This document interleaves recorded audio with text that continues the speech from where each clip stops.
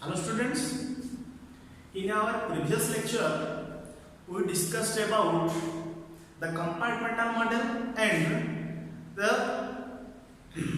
exponential decay. But in this lecture we discussed how a compartmental model can be helpful to solve a mathematical expressions. Clear.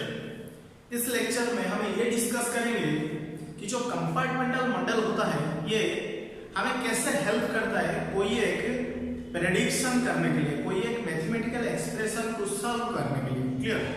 तो in this lecture we will discuss about the radioactive decay, the mathematical expression of radioactive decay.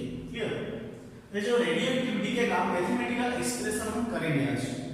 तो उससे पहले हम जान लेते हैं जो radio active होता है, रेडियो एक्टिव है क्या, जिसको बोलते हैं radio activity.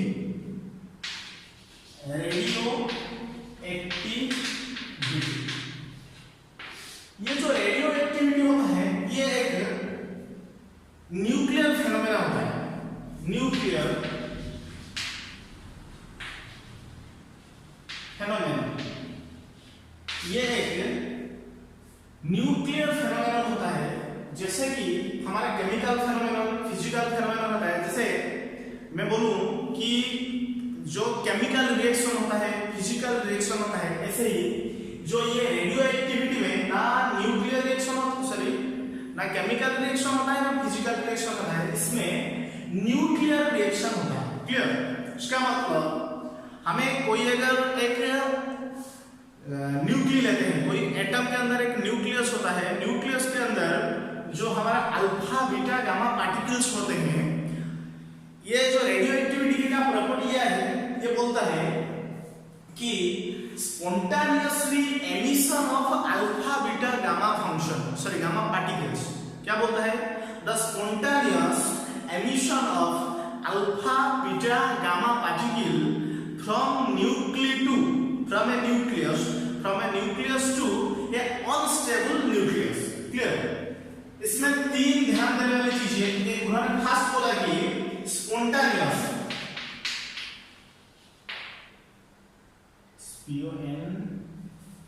Spontaneous, second first spontaneous, second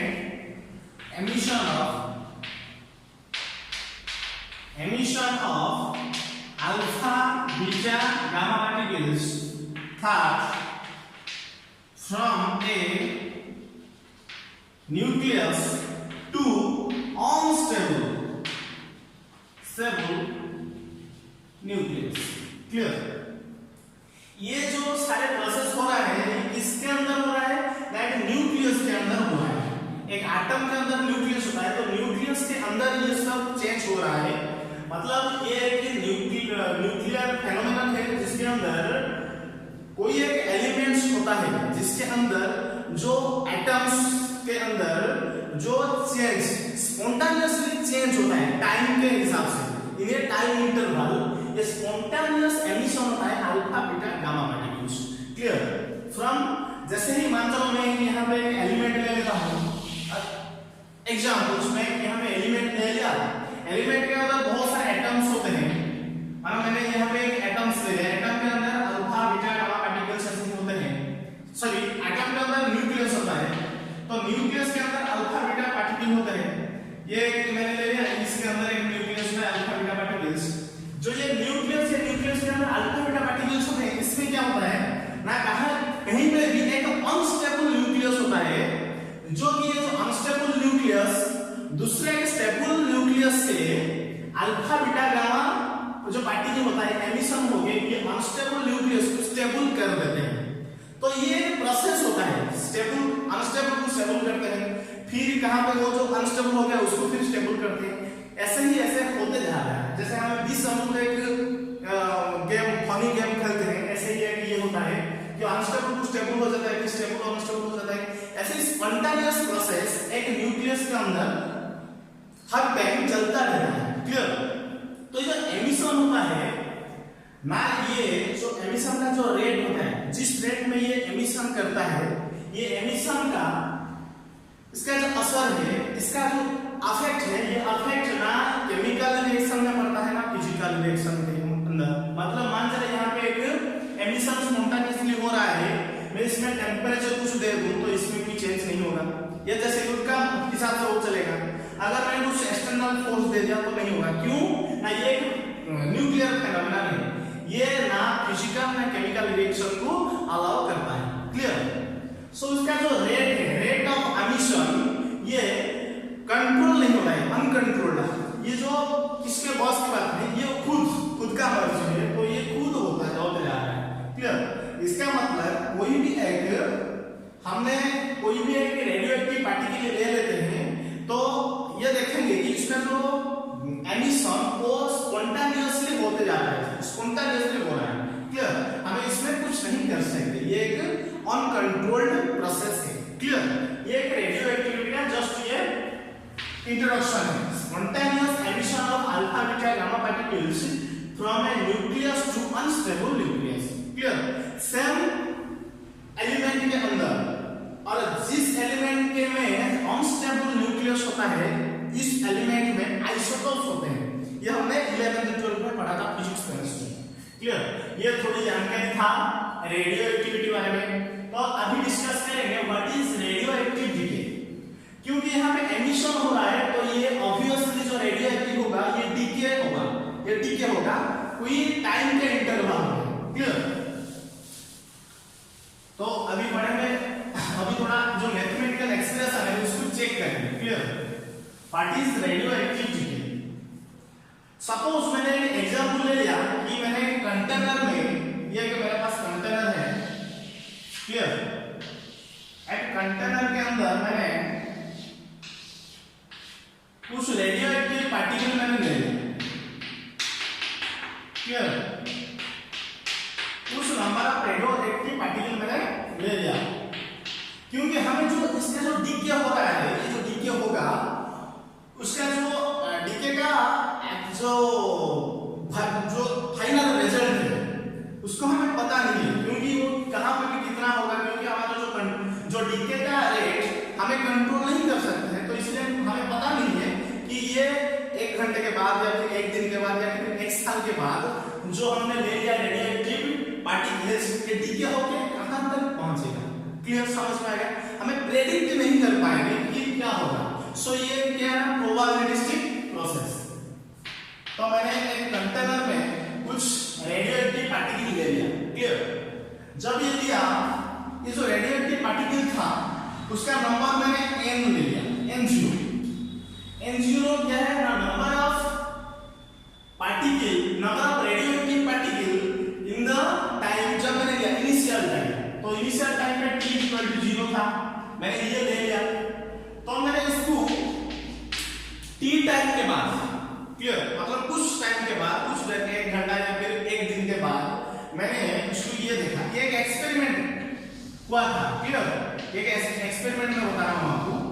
अगर ये कंटेनर में कुछ डीके हो गए, ऐसे ही नंबर ऑफ रेडियोएक्टिव पार्टिकल ऐसे ही डीके होके हुआ है, कब ना एक टाइम इंटरवल t के बाद, टाइम t के बाद, और इसमें जो नंबर ऑफ पार्टिकल n0 था, ये डीके होने के बाद क्या हो गया, nt।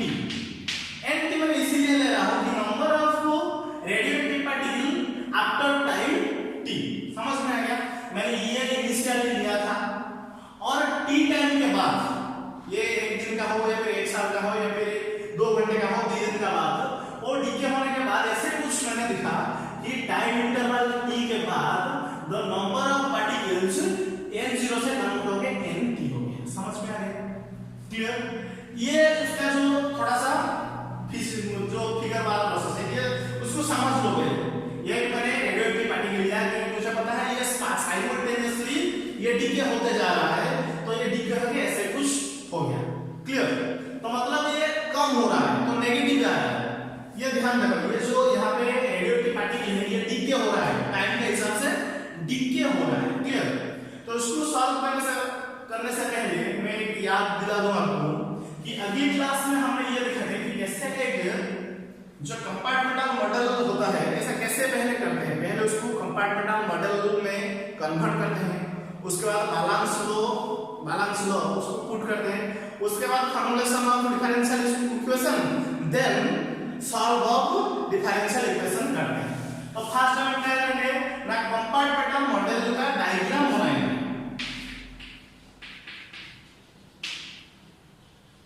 Compartmental diagram clear. तो फर्स्ट तो कंपार्टमेंटल डायग्राम बनाएंगे क्लियर। कंपार्टमेंटल डायग्राम क्या है ना, रेडियो ज्योमेट्रिकल, हमने कंपार्टमेंट में क्या लिया था, एक कंपार्टमेंट कंटेनर है, radioactive metal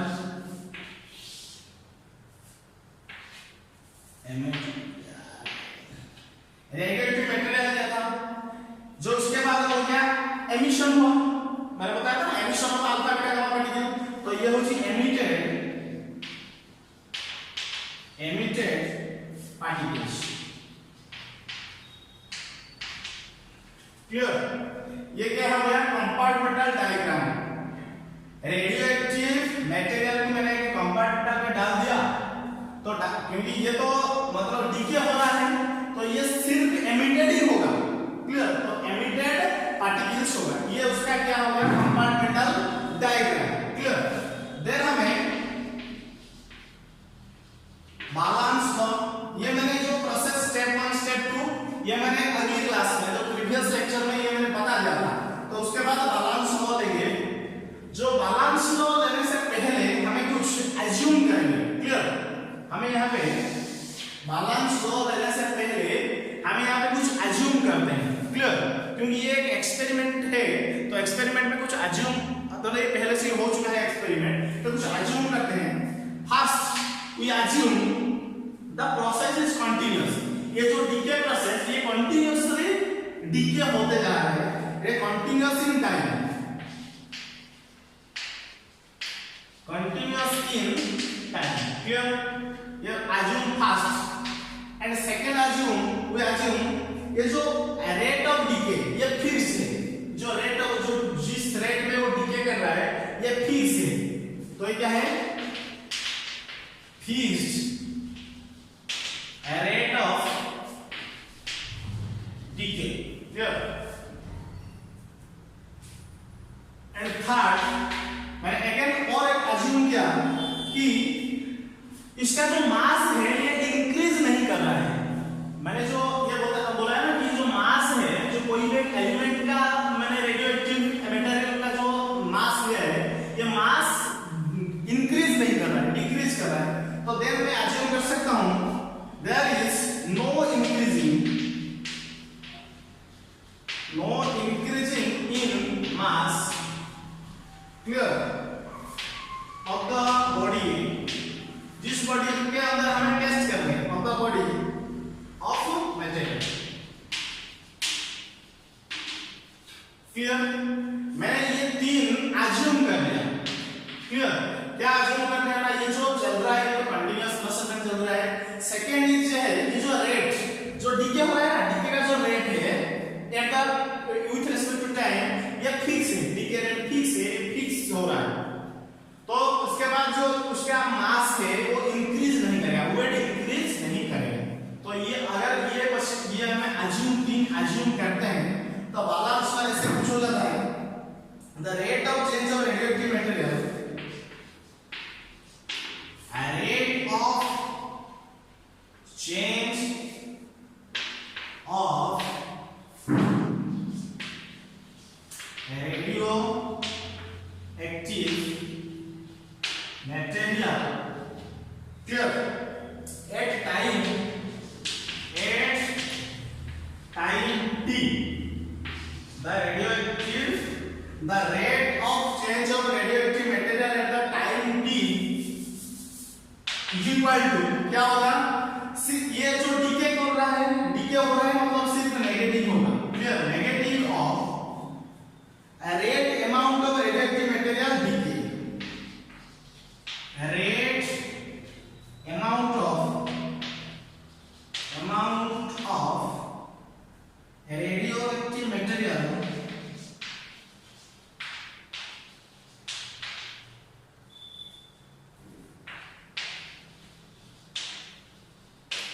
material decay. Clear? क्या मैं बोला बैलेंस देखो, a rate of change of radioactive material at time t, उसका जो रेट ऑफ चेंज हो रहा है मटेरियल का, जो रेट ऑफ चेंज हो गया is equal to the negative of, क्योंकि ये डीके हो रहा है सो ये नेगेटिव आएगा, the negative of a rate amount of radioactive material decay. उसका मतलब जो इसका रेट ऑफ चेंज हो गया, जो ये n0 था t टाइम के बाद जो चेंज हुआ ये नेगेटिव है, इसीलिए आएगा क्योंकि ये कम हो रहा है, डीके हो रहा है, नेगेटिव द रेट अमाउंट, जो इसका जो अमाउंट होगा ये अमाउंट ये इससे थोड़ा सा कम होगा, the rate of amount radioactive material decay होने के बाद ये माइनस हो जाएगा। समझ में आ गया? ये मैंने क्या किया, कंपार्टमेंटल डायग्राम उस ये कंपार्टमेंटल मॉडल के अंदर आ रहा है, ये बैलेंस लॉ मैंने बोल दिया, बैलेंस लॉ मैंने पहले बता दिया बैलेंस लॉ क्या है, चेक करेंगे, आप चेक कर लेना उस जो हमारा प्रीवियस वीडियो। बैलेंस लॉ के बाद अब ये करेंगे कि फॉर्मुलेटिंग द, ये मैंने इरेज कर रहा हूं, क्लियर? ये नोट डाउन कर लो, नोट डाउन करके उसके बाद इरेज कर रहा हूं।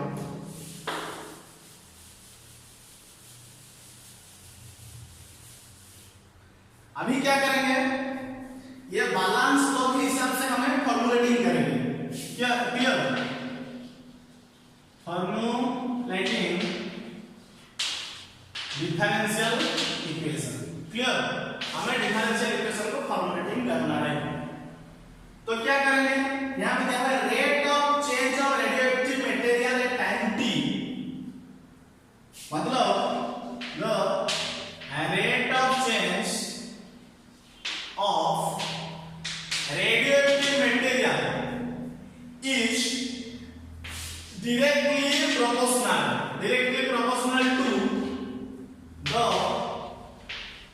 number of material at the material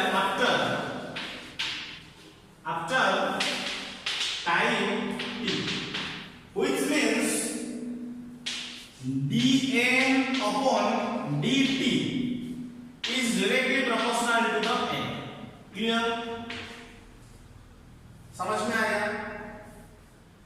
अगर हमें कोई भी एक the rate of change of radioactive material with respect to time t is directly proportional to the number of the material after time t. ये एक फिजिकल फेनोमेनन है, ऐसे clear? तो ये directly proportional to the n, clear? So this becomes dn upon dt, ये जो होता है इसको हमें ये भी बोल सकते हैं डिसइंटीग्रेशन, क्या? डिसइंटीग्रेशन, इसको याद रखना,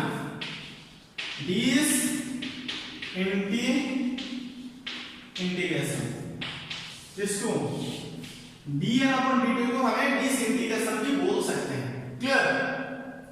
और इसको डीके रेट भी बोल सकते हैं, डीके रेट, क्योंकि ये डीके हो रहा है, the rate of change of n with respect to time t, t के हिसाब से जो n है ये चेंज हो रहा है, ये directly proportional to the number of material after the time t, clear?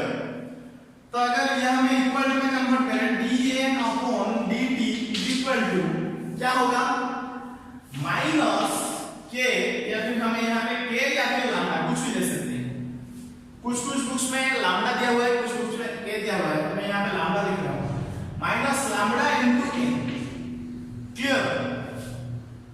ये माइनस, ये लैम्डा यहाँ पे माइनस नहीं है, लैम्डा यहाँ पे पॉजिटिव है, लेकिन माइनस क्यों? क्योंकि बैलेंस लॉ में माइनस लगा, तो ये जो लैम्डा है ये पॉजिटिव है, लैम्डा पॉजिटिव है, और लैम्डा को क्या बोलते हैं, डीके कांस्टेंट, क्या ये डीके है, तो ये डीके कांस्टेंट, डीके, क्लियर? तो मैं ये फॉर्मुलेटिंग डिफरेंशियल इक्वेशन की एक डिफरेंशियल इक्वेशन हो गया ना, मैंने इसको फॉर्मुलेटिंग कर दिया, उसके बाद क्या है, स्टेप कंपार्टमेंटल मॉडलिंग का डायग्राम आ गया, उसके बाद बैलेंस लॉ आ गया, उसके बाद फॉर्मुलेटिंग डिफरेंशियल इक्वेशन, देन हमें क्या करना इनिशियल वैल्यू प्रॉब्लम करके हमें सॉल्व करेंगे। क्लियर? उसको नोट डाउन करो, उसके बाद मैं सॉल्व करूंगा how we solve the differential equation. Initial अलग इनिशियल नंबर ऑफ टाइम देंगे, initial value problem. Clear?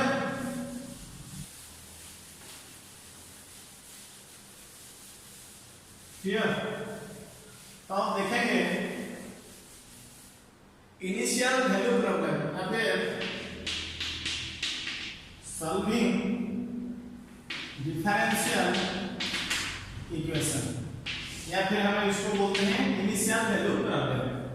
Initial value problem first ये लेंगे जो t है, t tends to 0 to t, t कहां से 0 से t तक जा रहा है जो टाइम। उसके बाद जो n होता है नंबर ऑफ रेडियोएक्टिव एलिमेंट, ये कहां से कहां तक जा रहा है n0 से nt तक, क्योंकि पहले हमारा n0 था the initial number of time and nt the number of time after t।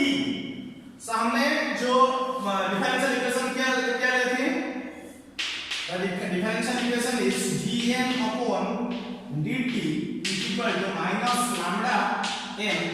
सो इसको सॉल्व करेंगे तो dn अपॉन n, यहां पे क्या पुट करेंगे जो मैंने सेकंड क्लास बताया था, ये जो डिफरेंशियल इक्वेशन को सॉल्व करने का फर्स्ट तरीका जो separable variable separation form, separable form मैंने सेपरेबल कर दिया, dn upon n is equal to minus lambda dt।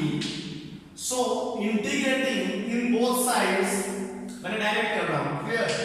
अगर मैं इंटीग्रेशन कर दूं, integration dn upon n is equal to minus lambda constant है तो ये आउटसाइड आ जाएगा, ये dt। ये n जो है ये कहां से कहां तक, n0 से nt तक, तो मैं यहां पे उसका लिमिटेशन पुट कर दूंगा n0 से nt तक। क्लियर? ये जो nt है जो नोटेशन ये क्या है 0 से t तक। क्लियर? तो ये क्या आ जाएगा ln n 0 से n0 से nt is equal to minus lambda t 0 से t। Clear? So this is ln nt minus n0, so ln nt minus ln n0, so उसको मैं ये कन्वर्ट कर दूं डिवाइडेड n0, पता है ना, ln nt minus ln n0 ln a minus ln b, ln a upon b, a by b, so ये हो गया माइनस लैम्डा t। अगर मैंने ये ln हटा दूं तो nt is equal to n0 into e to the power minus lambda t। Clear? This is the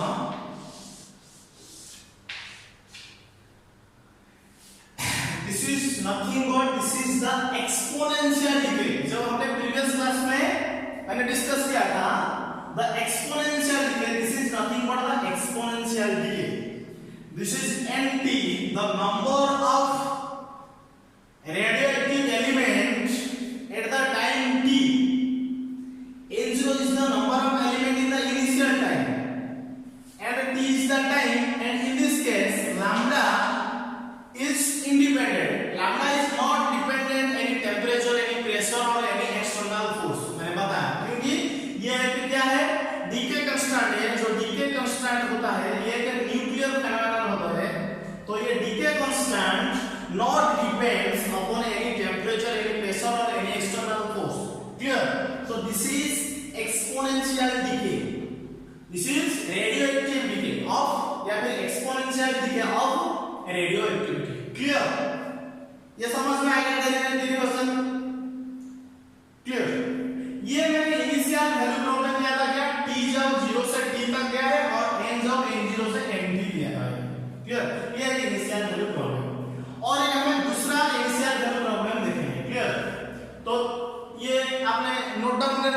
दिखा दूं,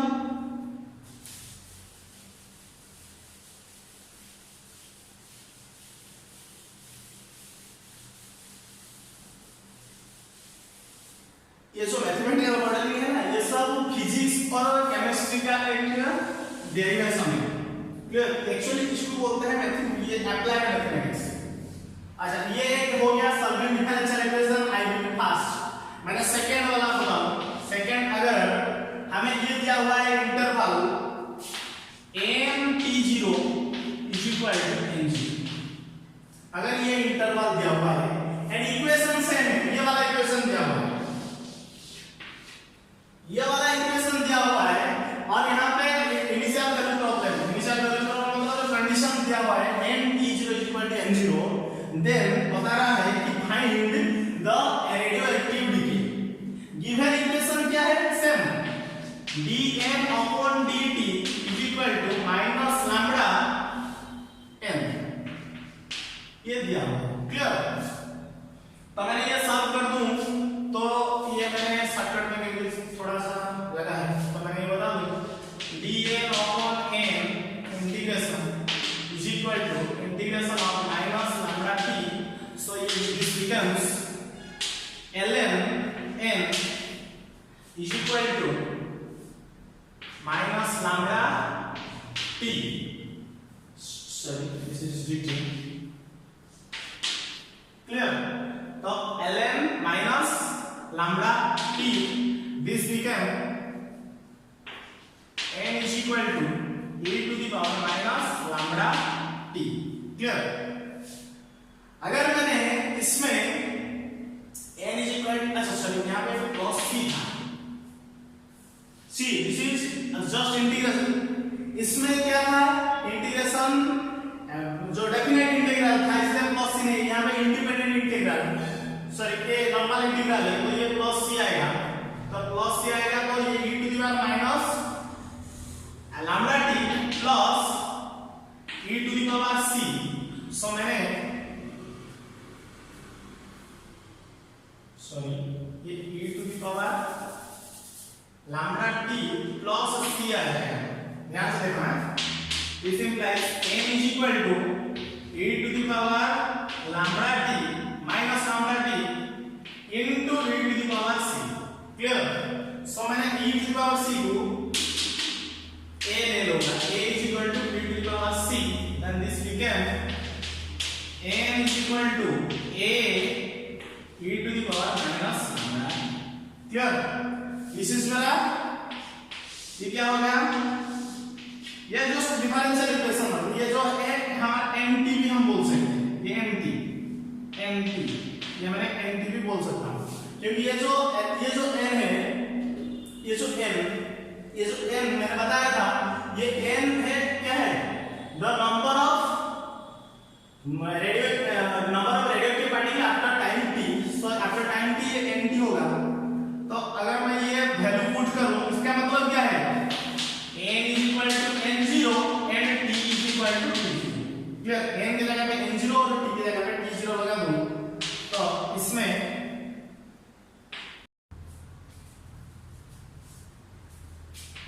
सो उसके बाद क्या करूं, अगर मैंने पुट कर दूं n0 वैल्यू पुट कर दूं, तो ये nt क्या हो जाएगा, n0 is equal to a into e to the power minus lambda t0। देखो अगर मैं वैल्यू पुट कर दूं, मैंने यहाँ पे डायरेक्ट कर रहा हूँ, क्लियर? अगर मैं वैल्यू पुट कर दूंगा तो ये आ जाएगा, सो this is if a is equal to nothing but n0 e to the power minus lambda t0, clear?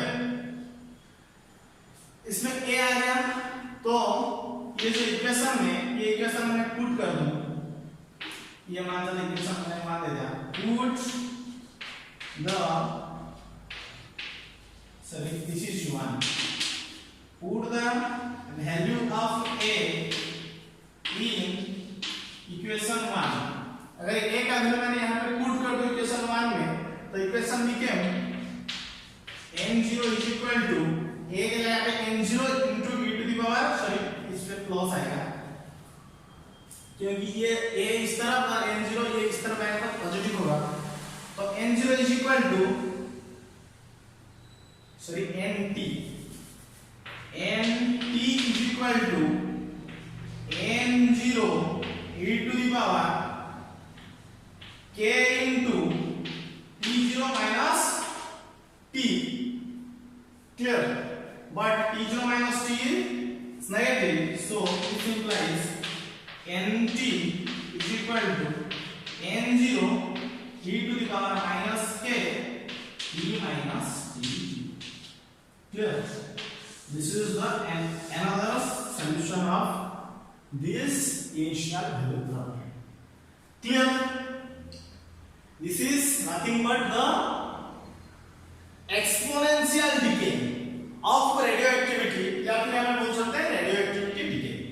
Clear? वरना ये दोनों भी बोल सकते हैं, ये भी बोल सकते हैं कि the exponential decay of radioactive या फिर radioactive decay. Clear? इसका एक डेरिवेशन था, कुछ मैथमेटिकल डेरिवेशन कैसे ये डीके हो रहा है. अगर मैंने यहाँ पे ग्राफ बना दूं, उसका ग्राफ, क्लियर, तो ग्राफ कैसा होगा? अगर मैंने ग्राफ बना दूं, एक्सपोनेंशियल डीके का ग्राफ होगा तो ये वाला ग्राफ. अगर ये t है, ये nt, क्लियर. सो यहाँ पे n0 आएगा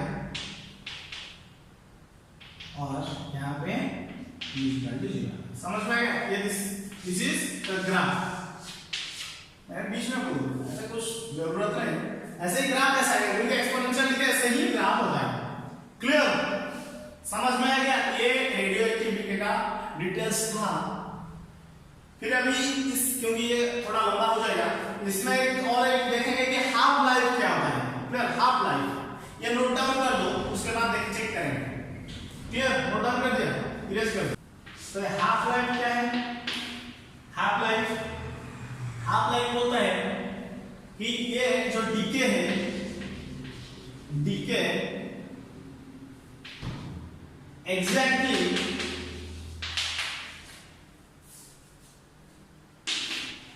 half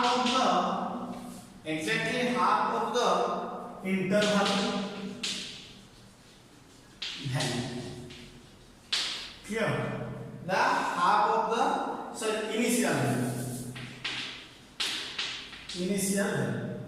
हाफ लाइफ क्या होता है ना, ये जो डीके हो रहा है इनिशियल वैल्यू का हाफ हो जाएगा. जो इसका डीके, जैसा मैंने बताया था कि जो n0 ये डीके होने के बाद nt हो जाता है. मैंने बताया था जो n0 नंबर ऑफ जो एक रेडियोएक्टिव एलिमेंट था, ये डीके होने के बाद क्या हो जाता है? nt number of radioactive element at the time t. But इसमें ये बोल रहा है जो n0 है ये डीके हो गया n0 अपॉन t, जस्ट इसका एग्जैक्टली हाफ हो जाएगा. क्लियर? समझ में आ गया? तो ये जो डीके होगा, ये पहला हमारा n0 था इनिशियल वैल्यू जब डीके होगा एग्जैक्टली हाफ होता है इनिशियल वैल्यू, तो n0 converted to n0 upon 2. सो इसमें जब हम टाइम लेंगे ये t हाफ लेंगे नीचे. ये t हाफ मतलब हमें ये जो t हाफ हमें क्या आइडेंटिफाई कर रहा है कि ये हाफ लाइफ होगा. क्लियर? तो ये t हाफ को हमें निकालना है इस इक्वेशन से. क्लियर?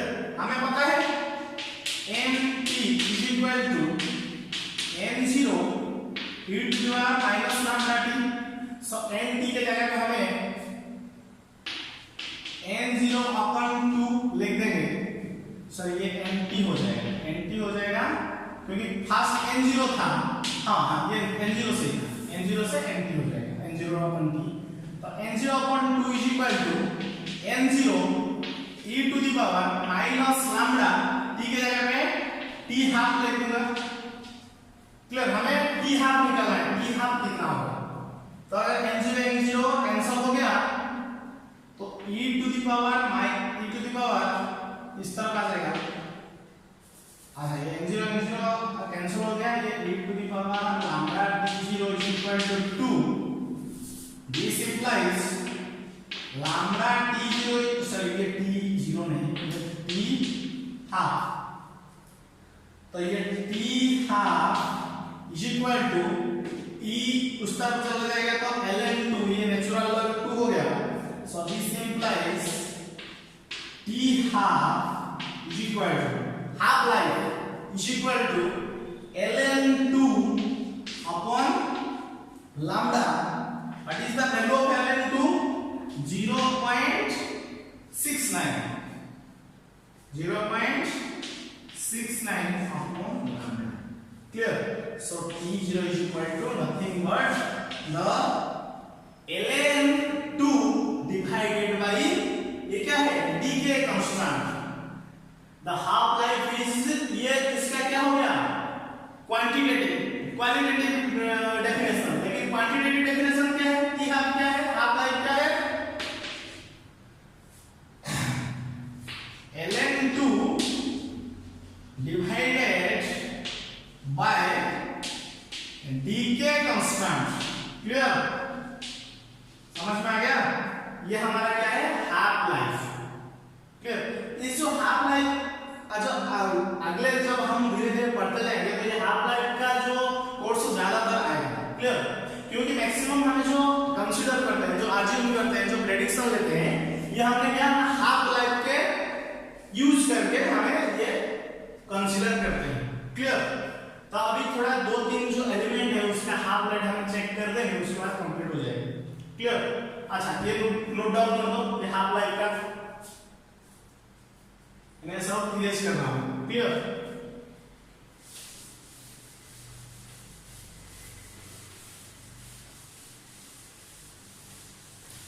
डाटा है हाफ लाइफ के बारे में जो हमें अगली क्लास में देखेंगे, जो फ्यूचर में ये देखेंगे next. Half life of uranium 238.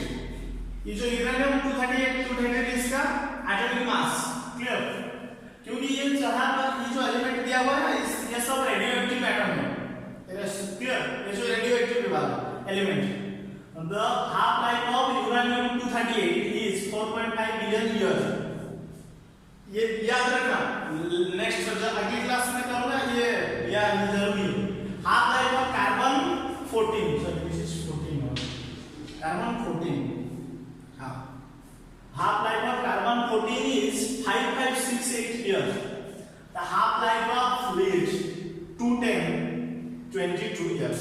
ये नेक्स्ट हमें इसको अप्लाई करना है. ये एक्सपेरिमेंट हो चुका है.